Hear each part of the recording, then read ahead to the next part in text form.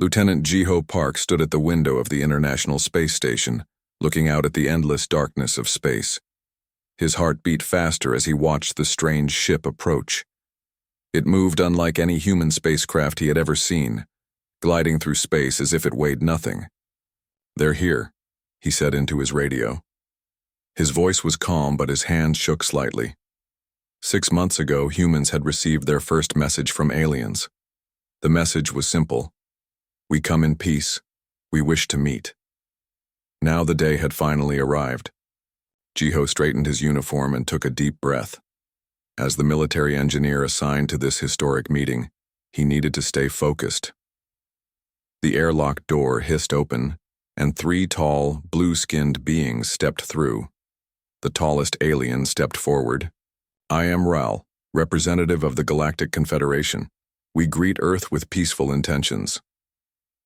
Its voice sounded musical, and its 4 eyes blinked vertically instead of horizontally. Captain Maya Lee, the station commander, stepped forward to welcome the visitors. "We are honored to meet you. This is a historic day for humanity." Jiho watched carefully as the aliens moved around the station. They seemed interested in everything, but he noticed they paid special attention to the small weapons lab where he worked. It was strange. Why would advanced aliens care about human weapons? Their ships could travel between stars. Their technology must be hundreds of years ahead of Earth's. Later that day, during the formal meeting, Ral explained that the Confederation included over 200 different species from across the galaxy. "We have been watching Earth for decades. Your species develops quickly. We believe it is time to welcome you into the galactic community."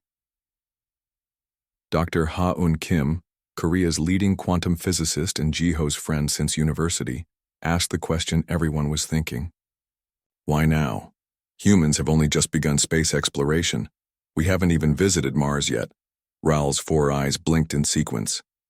"Your technology advances in unique patterns. The Confederation finds this interesting." Jiho noticed the pause. The alien was hiding something. That evening, after the formal meetings ended, Jiho showed the aliens his laboratory. It wasn't planned. Ral had simply asked to see it, and Captain Lee had agreed. "This is where I test new defense systems," Jiho explained, pointing to a small particle beam device in the corner. "It's still experimental, but it can cut through 3 inches of steel." The aliens exchanged glances. One of them whispered something to Ral, who moved closer to examine the device. "May I ask how it works?" Ral asked. Jiho explained the basics. "It focuses particles in a new way. Instead of a continuous beam, it pulses at changing frequencies.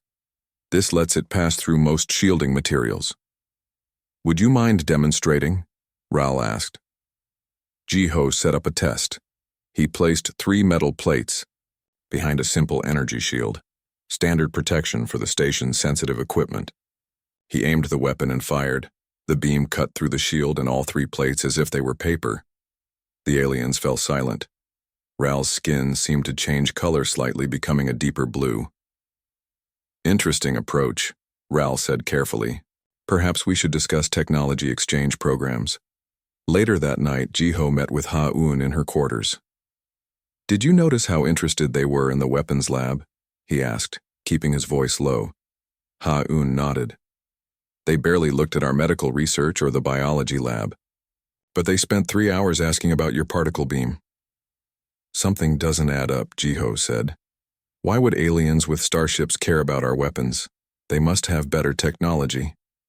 "Maybe not," Ha-Un said, her eyes widening with realization.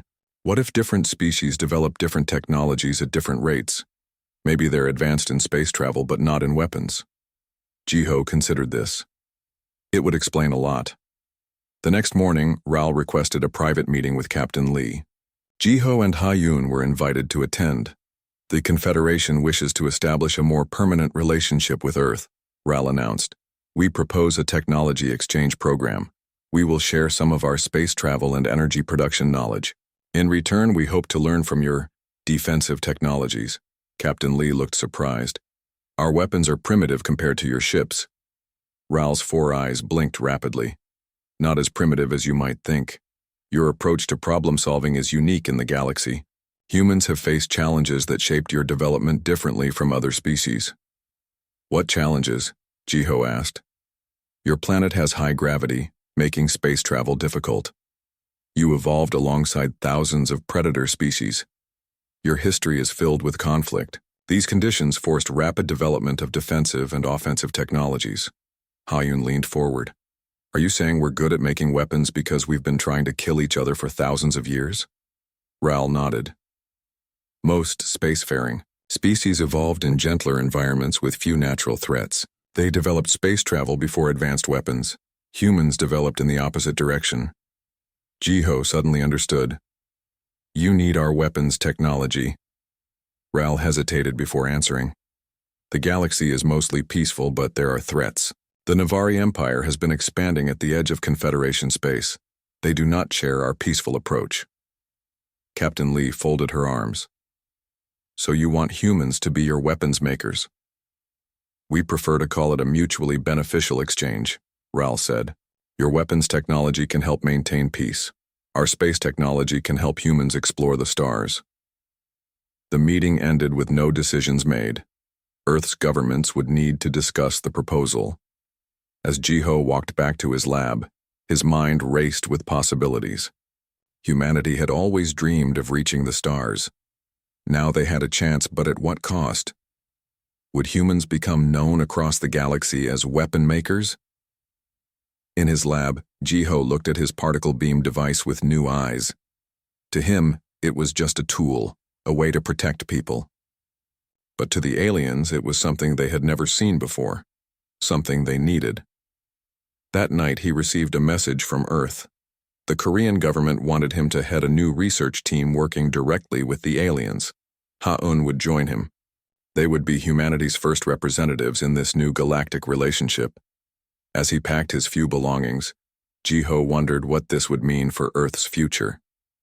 One thing was clear. Humanity's path to the stars would be very different from what anyone had imagined. He looked out the window at the alien ship docked with the station. First contact had happened peacefully, but he couldn't shake the feeling that humanity was being drawn into something much bigger than a simple cultural exchange. The galaxy was watching, and humans had something it wanted. 6 months had passed since first contact. The Taishan Corporation headquarters in Seoul had been transformed into a joint human-alien research facility. The sleek glass building now had new floors with strange materials that changed color in the sunlight. Security was tight with guards at every entrance. Jiho Park walked through the main research lab, nodding to scientists both human and alien. As security chief, he knew everyone by name. The lab was filled with equipment from Earth and the stars. Human computers sat next to alien devices that seemed to float above their tables. Any progress today? Jiho asked as he approached Ha-un's workstation. Ha-un Kim looked up from her screen and pushed her glasses back up her nose. The energy conversion is still not stable. The alien materials work differently than we expected. Jiho nodded. Ha-un led the joint research team, combining human weapons knowledge with alien technology. The work was challenging but exciting. Raleigh wants to meet with us later, Jiho said quietly. Said it was important.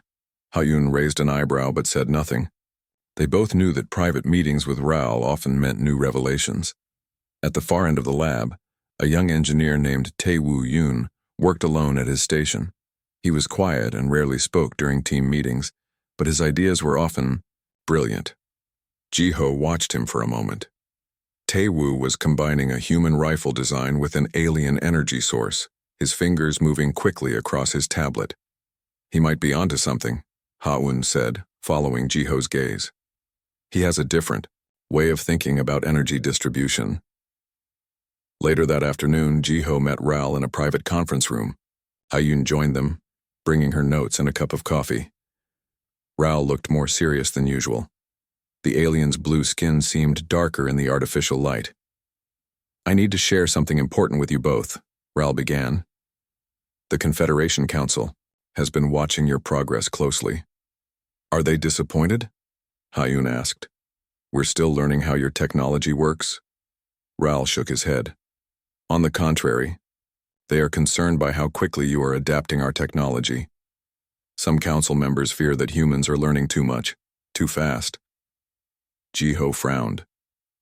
But that's why we're working together, isn't it? To share knowledge? Yes and no, Raoul said. His 4 eyes blinked in sequence, a sign that he was choosing his words carefully. I have not been completely honest about why the Confederation contacted Earth. Ha-Un set down her coffee. We've suspected that from the beginning. Raoul nodded. Your weapons development scares the Confederation. Humans evolved on a high-gravity, resource-poor world with thousands of predators and constant warfare. Most spacefaring species evolved in gentle environments with few natural threats. Jiho leaned forward. So our weapons are superior, because we've been trying to kill each other efficiently for millennia? Precisely, Raoul said. The Navari Empire threatens Confederation stability. They are the only other species with a history similar to humans. They evolved as predators and expanded through conquest. And you need our expertise to fight them, Ha-Un concluded. Yes. The Confederation has avoided military research for centuries. We believed peaceful exploration was the only path forward. The Navari proved us wrong. Jiho processed this information. Why tell us this now? Because the Navari have learned about our partnership with Earth. They see humans as a threat. My sources say they are planning to attack your solar system. The room fell silent. Ha-Un's face paled. How long do we have? Jiho asked. Months, perhaps weeks. The Confederation fleet is mobilizing, but they may not arrive in time. Jiho stood up and began pacing. Earth has no space defenses. We've barely started adapting your technology for our use. That's why I'm telling you now, Raoul said. We need to accelerate the weapons development program. When news of the Navari threat leaked to Earth governments, reactions were mixed. Some nations saw opportunity in selling weapons technology to the Confederation. Others feared making humanity the galaxy's arms dealer. Emergency meetings were held at the United Nations, with heated debates about Earth's new role in galactic politics. At Taishan Corporation, work shifted into high gear. The research teams worked around the clock, combining human weapon designs with alien technology. Progress was fast but uneven. Some experiments failed spectacularly, destroying entire test chambers. 1 week after Raoul's revelation, Tae-Woo asked for a private demonstration with Jiho and Ha-Un. I think I solved the energy distribution problem, he said, his voice barely above a whisper. He was so quiet that Jiho had to lean in to hear him. In the test chamber, Tae-Woo showed them a small device that looked like a regular handgun, with strange blue crystals embedded in the barrel. It combines human ballistic principles with alien energy manipulation, he explained. The bullets don't just hit the target. They deliver a precise energy pulse that can disable specific systems. What systems? Ha-Un asked. Any system. If we know the energy frequency, we can target it. Engines, shields, weapons, even computer systems. Jiho's eyes widened. You're saying this could disable a starship without destroying it? Tae-Woo nodded. The bigger version could, yes, this is just the prototype. When they demonstrated Tae-Woo's invention to Confederation officials a few days later, the aliens were stunned into silence. One elder simply said, only humans would think of this approach. Word of the new weapon spread quickly. The Taishan Corporation became the center of Earth's defense planning. Nations that had been fighting for centuries now worked together against a common threat. Human scientists and engineers from around the world arrived in Seoul to join the project. Tae-Woo's technology was quickly adapted for larger platforms. Using Confederation shuttle designs, Earth began building its first space defense fleet. The ships were small compared to alien vessels, but they carried weapons unlike anything the galaxy had seen before. Jiho was named commander of the defense force. Ha-Un continued leading the research team, developing new applications for their combined technology. Tae-Woo worked tirelessly to improve his designs, rarely sleeping or taking breaks. 3 months after Raoul's warning, Earth's primitive detection systems picked up unusual activity at the edge of the solar system. Strange energy readings appeared, near Neptune's orbit. They're here, Raoul said, looking at the data. The Navari advance fleet has arrived. Jiho called an emergency meeting in the command center. Representatives from Earth's major nations gathered around holographic displays showing the approaching ships. "How many?" asked the American general. "7 large vessels and about 20 smaller ones," Jiho replied. "Based on Confederation data, that's a standard Nivari battle group." "What do they want?" someone asked. As if in answer, all communication systems in the room activated at once. A harsh voice filled the air. "People of Earth," the voice said in surprisingly good English. "This is Commander Vex of the Nivari Empire. You have aligned yourselves with our enemies. Surrender your weapons technology, or we will take it by force." The room erupted in angry shouts and arguments. Jiho looked at Ha-Un, who nodded slightly. "They fear what humans might develop next," Ral whispered to Jiho. "Just as the Confederation does." Jiho stepped forward. Earth's improvised defense force would face its first test sooner than anyone had expected. The battle for humanity's future was about to begin. The command center at Taishan Corporation was filled with tension. Military leaders from around the world stared at the screens showing the Nivari ships near Neptune. No one spoke for several seconds after the Nivari commander delivered his threat. Finally, the UN Secretary General stepped forward. "We need time to discuss this. Can we delay our response?" Jiho shook his head. "The Nivari aren't known for patience. We should assume they'll attack soon." Ral nodded in agreement. "They fear what humans might develop next. In their view, attacking now is logical before your weapons become more advanced." The American general slammed his fist on the table. "We can't just surrender our technology. Once they have it, what stops them from destroying Earth anyway?" "Nothing," Ha-Un said quietly. All eyes turned to her. "Based on what Ral has told us about Nivari culture, they respect strength above all. Surrender would just confirm we are weak." Jiho turned to Taewoo, who stood silently in the corner. "How many ships can we outfit with your disruptor technology?" Taewoo looked down at his tablet. "We have 12 shuttle-sized vessels ready. 5 more need final testing." "That's not enough against 27 Nivari ships," the Chinese admiral pointed out. Jiho took a deep breath. "It might be enough if we use them correctly. Ha-Un, what's the status of your targeting system?" Ha-Un pulled up new information on the main screen. "The calculations work in theory, but we've never tested it at this scale. The system should be able to identify the specific energy signatures of each Nivari system and allow Taewoo's disruptors to target them precisely." "Theory will have to be enough," Jiho replied. He faced the room full of world leaders. "I recommend we deploy our defense fleet immediately. We won't win in a direct fight, but we might surprise them enough to force a retreat." After a short debate, the leaders agreed. Earth would fight. 2 hours later, Jiho sat in the command chair of the lead defense ship. The vessel had been a Confederation shuttle only weeks earlier, but now it carried human weapons and targeting systems. His crew was a mix of military pilots and engineers, all trained hastily on the new technology.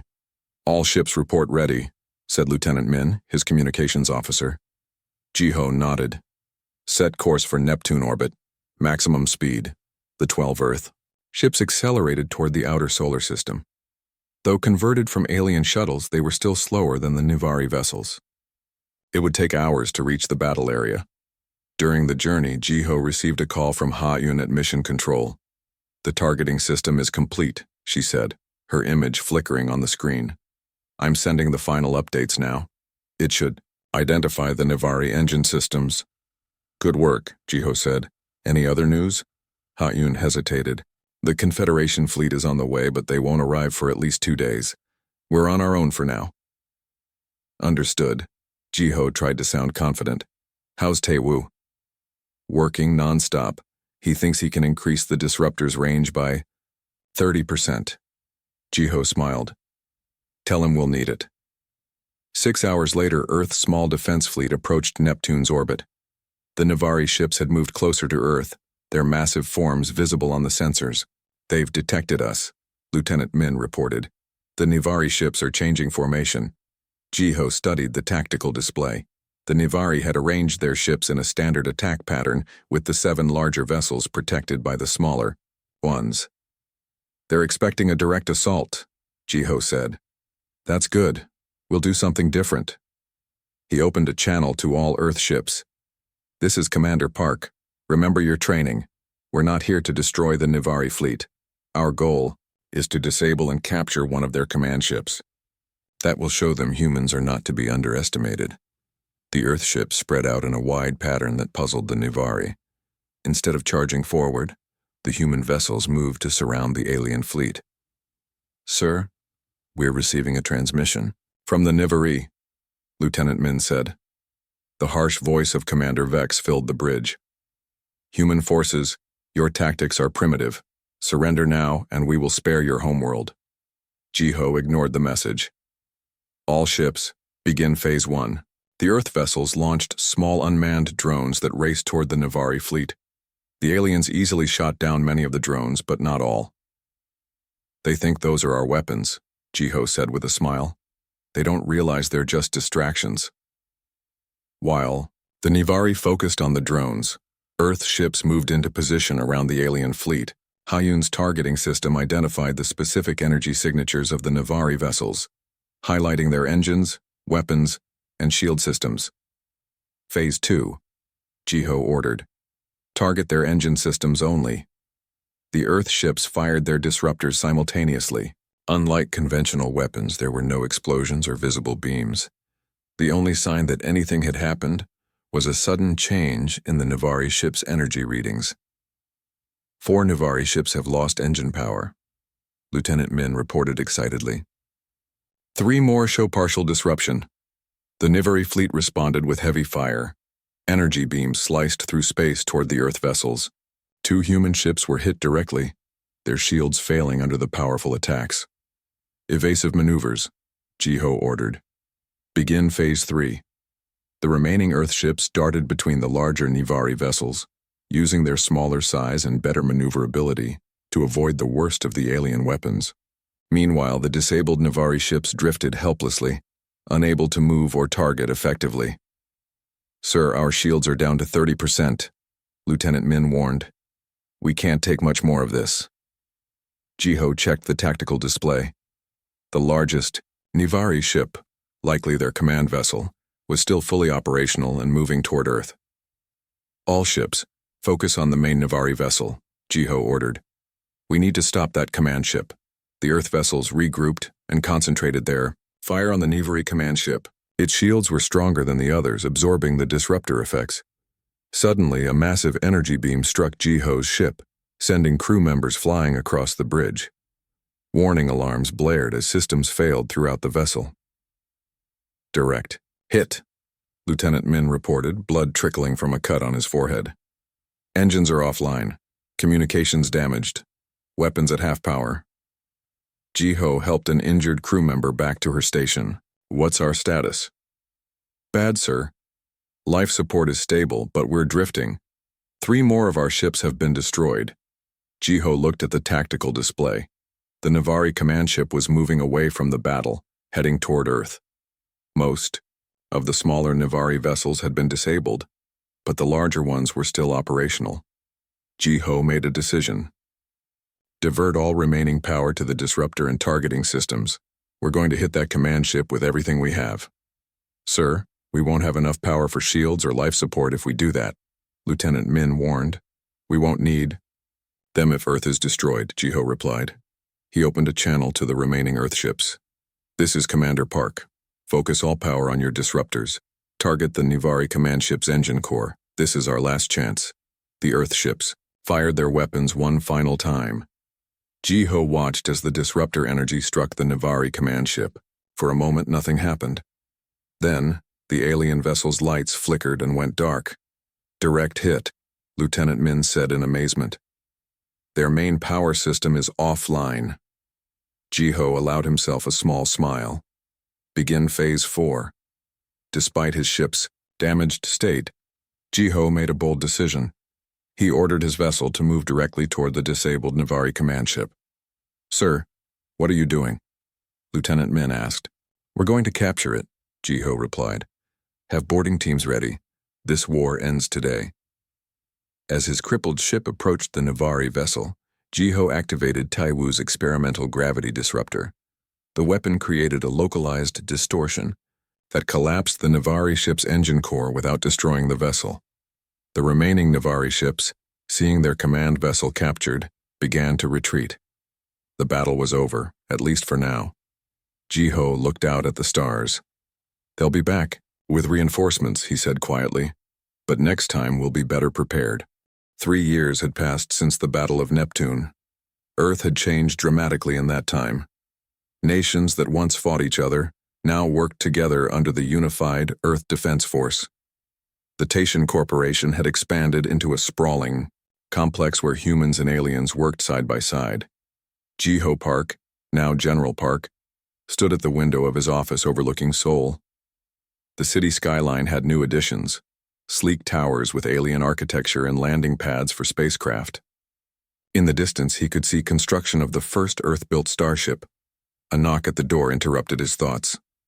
"Come in," he called. Hyun entered, carrying a tablet. Her hair was shorter now, and she wore the blue uniform of the Science Division. "The latest test results," she said, handing him the tablet. "Taewoo's new shield technology works even better than expected." Jiho smiled as he looked at the data. 300% improvement over the Confederation standard. The Council will be impressed. "They already are," Hyun replied. "Ral says several Confederation worlds want to license our defense systems."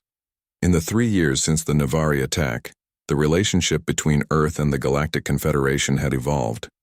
At first, humans were simply weapons designers. Now Earth was becoming a key strategic partner. Human approaches to technology, especially military technology, were changing how the entire Confederation thought about defense. "How is the training program going?" Jiho asked. 50 alien officers completed their training last week. Another 100 arrive tomorrow. Hyun sat down across from him. "It's strange, isn't it? 3 years ago, we were learning from them. Now they're learning from us." Jiho nodded. After capturing the Navari command ship, Earth had gained valuable intelligence and technology. Combined with human innovation, it had propelled Earth's technological development forward by centuries. The Confederation had all this technology for thousands of years, Jiho said, but they never thought to use it the way we do. "That's why they value us," Hyun replied. "Your species considers failure a learning opportunity," Ral told me yesterday. The Confederation avoided military research because perfection was expected. Humans embrace imperfection and iteration. Jiho's computer chimed with an incoming message. "The new engineer is here for her interview," his assistant announced. "Send her in," Jiho replied. A young woman entered the office. She looked nervous but determined. "Subin Choi reporting as requested, sir," she said, standing straight. Jiho gestured to a chair. "Please sit down. Your application was quite interesting. You have a background in archaeology, not engineering. Why do you want to join the weapons development team?" Subin sat down carefully. "I believe my background gives me a different perspective. Ancient human warfare can teach us about space combat." Hyun raised an eyebrow. "How so?" "Terrain matters even in space," Subin explained, becoming more animated. "Asteroid fields, radiation belts, gravity wells. These are the hills and rivers of space warfare. Ancient generals like Sun Tzu and Alexander the Great understood how to use terrain to their advantage. We can apply those same principles to space." Jiho and Hyun exchanged glances. This was exactly the kind of unconventional thinking that had given humans their edge. "When can you start?" Jiho asked. The next day, Jiho gave Subin a tour of the main research facility. The building was a maze of laboratories and testing chambers. In one large room, Taewoo was working with a team of engineers on a new type of shield generator. "The shield adapts to incoming fire," Taewoo explained when Jiho asked about his project. He was still quiet, but 3 years of success had given him more confidence. "It analyzes attack patterns and adjusts its frequency to block them better." "Like a boxer learning his opponent's moves," Subin commented. Taewoo looked surprised, then nodded. "Yes, exactly like that." In another lab, a mixed team of human and alien scientists were studying the captured Nivari ship. They had learned much from it, including how the Nivari powered their weapons and shields. Their technology is powerful but inflexible, the lead scientist explained. They don't adapt well to new situations. This became Subin's focus over the next few months. She developed a tactical system that allowed smaller vessels to outmaneuver larger forces by exploiting environmental factors in space. Most alien civilizations see space as empty, she explained during a briefing to Confederation officers. But it's full of things we can use. Radiation that blinds sensors, dust clouds that hide ships, gravity fields that can speed up or slow down vessels. Her tactical system was installed in Earth's growing fleet of defense ships. In simulations, it allowed human vessels to defeat forces 3 times their size. Meanwhile, Taewoo continued refining his disruptor technology. The new version could target specific systems rather than entire ships. We can disable weapons without affecting life support, he explained, or cut communications without shutting down engines. Ha-Yun's research team focused on defensive technology. Their adaptive shields learned from each attack, becoming stronger against repeated weapon types. 6 months after Subin joined the team, long-range sensors detected a large fleet approaching the solar system. The Nivari have returned, Ral announced, grimly during an emergency meeting. Our intelligence suggests they have adapted their ships to resist the disruptor technology you used last time. Jiho studied the sensor data. They have 3 times as many ships as before. Can the Confederation send help? Ha-Un asked. Ral nodded. A fleet is on the way, but they won't arrive for at least 3 days. Earth must hold until then. Jiho turned to Subin. Will your tactical system work against this many ships? Subin examined the data. Yes, if we use the rings of Saturn to our advantage. The ice and rocks will confuse their sensors and limit their movement. And my new disruptors should work even on their adapted ships, Taewoo added. They won't be expecting us to target individual systems. Jiho made his decision. We'll meet them at Saturn. General Kim, prepare all available ships. Earth's defense fleet had grown significantly. 30 vessels of various sizes were ready for combat, all equipped with the latest human-designed weapons and tactical systems. Jiho took command of the flagship, a vessel twice the size of any in the first battle. Ha-Yun joined him as science officer, monitoring the new technologies they would be testing in combat for the first time. As the Earth fleet approached Saturn, they could see the massive Nivari armada waiting for them. Over 60 warships formed, a wall of metal and energy, their weapon systems glowing with power. They're transmitting a message, the communications officer reported. The face of a Nivari commander appeared on the main screen. He looked similar to the one from 3 years ago, but with darker skin and more elaborate armor. Humans, the commander growled. Your tricks won't work this time. Surrender your technology, or we will destroy your entire fleet and then your planet. Jiho stood tall. This is General Park of the Earth Defense Force. We defeated you once before with a smaller fleet and less advanced technology. What makes you think you'll win today? The Nivari commander snarled. Numbers and power, human. We have studied your weapons. We are prepared. Jiho smiled slightly. That's the difference between us, Commander. You prepared for our last battle. We invented something new. He cut the transmission and turned to his crew. Battle stations. Implement Subin's tactical plan. Let's show them what human innovation really means.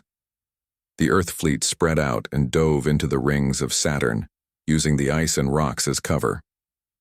The Battle of Saturn was about to begin. The rings of Saturn glowed in the pale sunlight as Earth's fleet moved into position. Ice particles and rock fragments created a swirling maze that hid the human ships from Nivari sensors. On the bridge of his flagship, General Jiho Park watched the tactical display as Subin's plan unfolded. The Earth vessels separated into 5 groups, each taking different paths through Saturn's rings. Nivari fleet is advancing, Lieutenant Min reported. Now a senior officer, he still served at Jiho's side. They're moving in standard attack formation just as Subin predicted. Jiho nodded. They still think in straight lines, that's their weakness. Hayun monitored the sensor readings from her station. Their shields are stronger than before. Standard disruptors may not penetrate them. That's why we're not using standard disruptors, Jiho replied with a slight smile. He opened a channel to all Earth ships. All vessels, implement Phase 1 of Operation Taewoo. The Earth ships hidden in Saturn's rings powered up their new weapons. Unlike the disruptors from the first battle, these devices emitted no energy signatures until the moment they fired. The Nivari fleet pushed forward, their massive ships forming a wall of metal and energy. They fired blindly into the rings, hoping to flush out the human vessels. They're wasting energy, Subin commented from her tactical station. Their weapons are dispersing in the ice particles. Jiho watched calmly as the Nivari ships moved deeper into their trap. Begin Phase 2. Small drones launched from the Earth ships, each carrying a modified version of Taewoo's disruptor. The drones weaved through the rings, approaching the Nivari vessels from multiple angles. On the Nivari flagship, the commander grew frustrated. Where are they hiding? Find them! His sensor officer worked frantically. Human ships are difficult to detect in these conditions, Commander. The rings are interfering with our scans. Then destroy the rings, the commander ordered. The Nivari ships concentrated their fire on a section of Saturn's rings, creating a gap in the swirling debris. But as they did, the first wave of Earth drones reached their targets. Drones in position, Lieutenant Min reported. Ready to activate on your command. Jiho nodded. Now. The drones activated simultaneously, each targeting a specific system on the Nivari ships. Unlike conventional weapons, Taewoo's new disruptors didn't try to overpower the Nivari shields. Instead, they matched the exact frequency and created a momentary opening, just large enough for a precision strike at the shield generators themselves. 15 Nivari vessels report shield failures, Ha-Yun announced. Another 12 show partial disruption. The Nivari fleet responded with heavy fire, destroying many of the drones, but the damage was done. With their shields weakened or disabled, the Nivari ships were vulnerable. Begin Phase 3, Jiho ordered. Earth's vessels emerged from hiding, approaching the Nivari fleet from 5 different directions. Instead of engaging in direct combat, they used Subin's tactical system to maneuver through the unique terrain of Saturn's rings. Human ships darted between larger Nivari vessels, using ice clouds as cover and gravity wells to increase their speed. They're trying to surround us, the Nivari commander realized too late. Regroup, form defensive positions. But the Nivari, ships designed for straight-line attacks and overwhelming force, struggled to adapt to the chaotic environment and unpredictable human tactics. Jiho's flagship led a direct assault on the Nivari command ship. Target their weapon systems, he ordered. Disable, don't destroy. Earth ships fired their main disruptors, now focused on the Nivari weapons arrays. One by one, the massive cannons on the alien vessels went dark. 60% of Nivari fleet weapons disabled, Ha-Yun reported. Our ships report minimal damage. The battle continued for nearly 3 hours. The Earth fleet moved constantly, never staying in one place long enough for the Nivari to concentrate their remaining firepower. Confederation, fleet will arrive in 30 minutes, Lieutenant Min announced. Jiho nodded. Time to end this. All ships, implement Phase 4. The Earth vessels regrouped and surrounded the Nivari command ship. With its weapons disabled and shields failing, the massive vessel was effectively helpless. Open a channel to the Nivari commander, Jiho ordered. The alien's face appeared on screen, his expression a mixture of rage and disbelief. This is impossible. Our fleet outnumbers yours. Our technology is superior. Numbers and technology aren't everything, Jiho replied calmly. Your fleet fights the same way it did 1,000 years ago. Humans adapt. We find new approaches. What are your terms? The Nivari commander asked, finally accepting defeat. Unconditional withdrawal from Confederation space, including Earth's solar system. A 5-year non-aggression treaty to be followed by peace negotiations. The commander hesitated, then nodded. Agreed. As the Nivari fleet retreated, the Confederation Ships arrived. They had missed the battle entirely. The victory established Earth as the Confederation's primary defense partner. News of the Battle of Saturn spread throughout the galaxy. Human-designed weapons and tactics were adopted by Confederation forces, creating a power shift that reshaped galactic politics. 1 month after the battle, Jiho found himself in a strange position. He stood before the Confederation Council, not as a military commander but as a peace advocate. "We developed these weapons because we needed to survive," he told the gathered representatives of hundreds of worlds.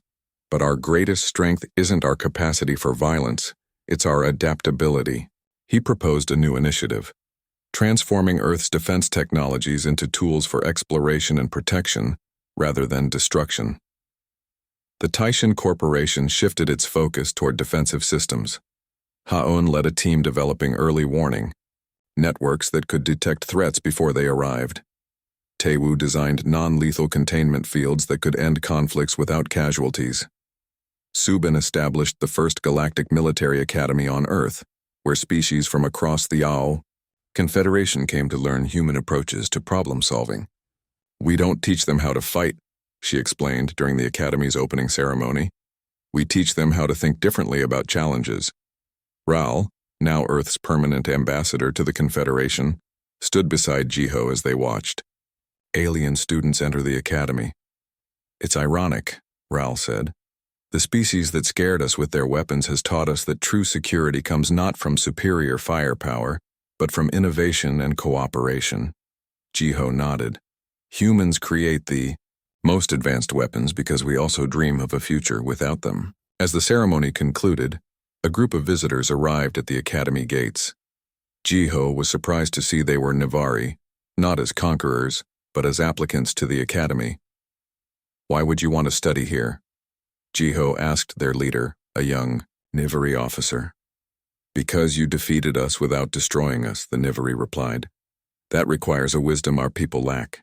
Jiho welcomed them personally, a symbol of humanity's new role in the galaxy. Not just weaponsmiths, but teachers showing others how to think differently about conflict and resolution. 5 years after first contact, Earth had become a central world in galactic affairs. Human ships explored distant stars. Human innovations improved life across the Confederation, and human weapons once feared now protected the peace. Standing on the academy balcony, watching the sun set over a changed Earth, Jiho reflected on their journey. They had gone to the stars ready for war, but found a better path. Humanity's greatest weapon had turned out to be not the technology they created, but the way they thought about creating it. The galaxy's most advanced weapons were made by humans, but their greatest contribution was learning when not to use them. The end.